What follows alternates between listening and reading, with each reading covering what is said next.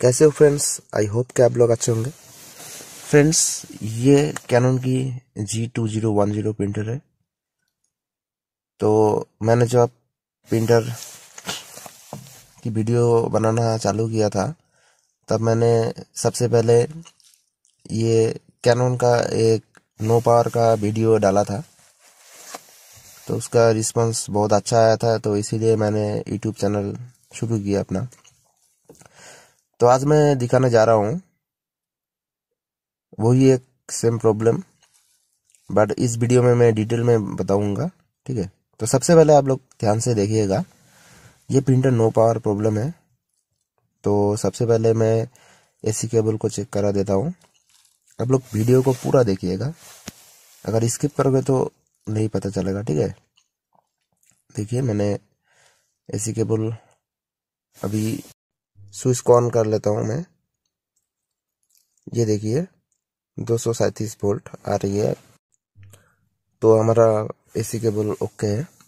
तो अभी मैं यहाँ पे इंसर्ट करूँगा, बट यहाँ पे इंसर्ट करने के टाइम आप लोगों को ध्यान देना होगा, ये जो प्लग है जब आप इंसर्ट करोगे तब आपको यहाँ पे स्पार्किंग एक आवाज आएगा।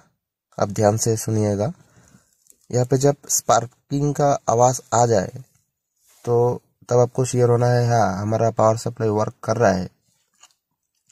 तो वो सही से वर्क कर रहा है या नहीं वो मैं दिखाऊंगा।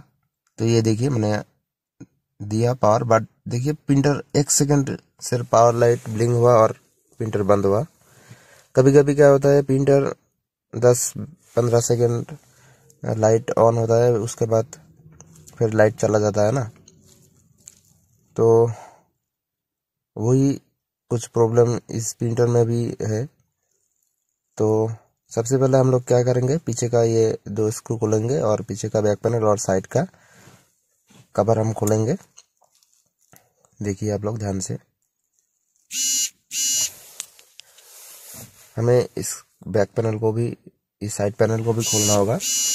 खोलने के बाद मैं आप लोगों को दिखाऊंगा एक चीज जो आप लोगों को बहुत ध्यान से देखना होगा।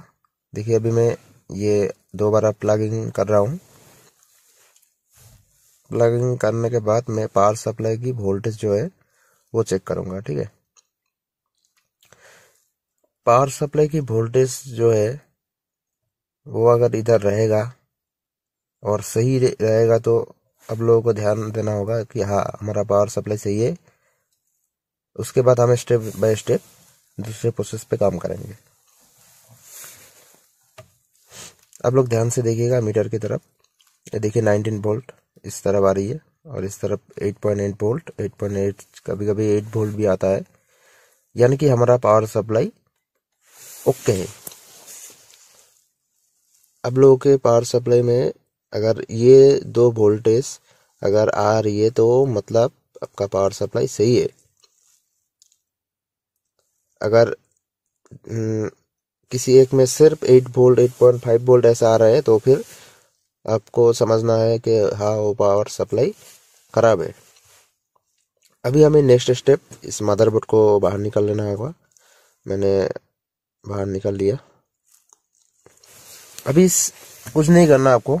मैंने जो फर्स्ट वीडियो डाला था उसमें मैंने फ्यूज के बारे में बताया था। आप लोगों को कुछ नहीं करना, सिर्फ वो फ्यूज को ही आपको चेक करना होगा। आप लोग ध्यान से चेक करो फ्यूज को। ठीक है, पहले तो ये जो ऊपर कवर दिया हुआ था इस कवर को आपको हटाना होगा और फ्यूज को चेक करना होगा। देखिए मैं फ्यूज को चेक कर रहा हूँ बट बाजार इसका नहीं बज रहा है। और आप लोग ध्यान से देखो, फ्यूज हमारा काम नहीं कर रहा है। हालांकि यहाँ पे तो मैं म्यूट कर दिया, बजर नहीं बजेगा बट आपका 0-0 आएगा। तो यहाँ पे क्या हो रहा है कि फ्यूज की एक साइड कार्बन जम जाता है। ठीक है, रस्ट जम जाता है, कार्बन जम जाता है, तो इसीलिए क्या होता है वो फ्यूज अच्छे से काम नहीं करता है। तो मैंने 90% केस तो इस प्रॉब्लम को सॉल्व करके मतलब ये जो फ्यूज का प्रॉब्लम है इस फ्यूज का प्रॉब्लम को ही मैं सॉल्व किया है। अभी आप लोग ध्यान से देखो, इस फ्यूज में ऊपर की तरफ आप देखोगे कि अच्छे से इसका मतलब फ्यूज हमारा सही है, बट एक तरफ आपका रस्टिंग के वजह से वो कनेक्शन डिस्कनेक्ट हो गया है उसका। तो इसीलिए हमें क्या करना होगा, हमें इस फ्यूज को बदल देना होगा। एक तो हम इस फ्यूज को बदल भी सकते हैं, नहीं तो एक छोटा सा जम्पर कर सकते हैं। और दूसरी तरफ हम वो जो आपके पास अगर माइक्रोस्कोप है तो माइक्रोस्कोप से आप वो जितने भी आपका लाइन कटा हुआ है उसको आप जोड़ सकते हो, मतलब जिस तरफ का लाइन आपका कटा हुआ है। तो देखिए यहाँ पे थोड़ा सा ऊपर, जब मैं फ्यूज के ऊपर प्रोब रख रहा हूँ तो ये काम कर रहा है, ठीक है ना।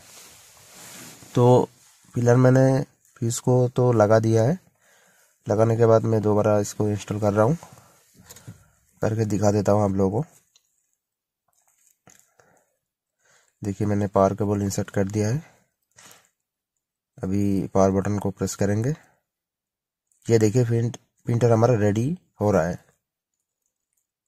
ये देखिए अभी हमारा प्रिंटर रेडी हो रहा है और मोटर भी इसका घूम रहा है। देखते हैं कोई एरर आता है या नहीं। देखिए हमारा एक लिखा आ गया क्योंकि कोई एरर कोड नहीं आया। अगर हाँ कोई एरर कोड आया, मतलब P03 अगर एरर कोड आ जाए तो मतलब आपको समझना है कि हाँ हमारा मदरबोर्ड भी खराब है, पावर सप्लाई दोनों खराब है, ठीक है। और अभी हम एक नोजल चेक पैटर्न को प्रिंट करके देखेंगे क्या आ रहा है इसका रिजल्ट। अगर फ्रेंड्स वीडियो अगर अच्छा लगे तो वीडियो को ज़रूर लाइक करना, शेयर करना और साथ ही साथ चैनल को भी सब्सक्राइब करना।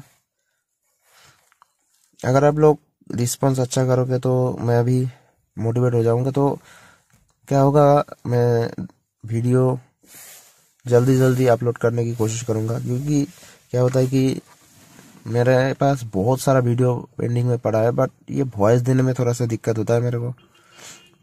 तो यही है मेन रीज़न, टाइम से वीडियो नहीं आ पाता है। देखिए हमारा रिजल्ट बिल्कुल सही आ रहा है, एकदम एक्यूरेट। और ये 41,000 के आसपास इसका प्रिंट आउट हो गया है। फ्रेंड्स मेरे पास एक प्रिंटर है, उसका 1.5 लाख तक प्रिंट हो चुका है, वो प्रिंटर अभी भी खराब नहीं हुआ। वो क्यों, इसीलिए है क्योंकि वो जो प्रिंटर है जिसने भी उसको यूज किया वो उसको यूपीएस के मदद से चलाता है, ठीक है।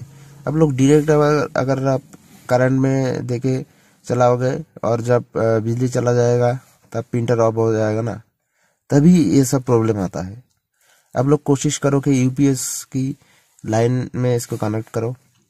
जो कंप्यूटर का यूपीएस होता है छोटा वाला, अगर आपके पास बड़ा यूपीएस हो तो भी चलेगा, बट कोशिश करो कंप्यूटर का छोटा वाला जो यूपीएस है उसको आप लगाने की कोशिश करो, उसकी मदद से करने की कोशिश करो, प्रिंटर को चलाओ, आपका प्रिंटर कभी भी दिक्कत नहीं देगा। तो मैं दोबारा प्रिंटर ऑन करके दिखा देता हूँ। देखिए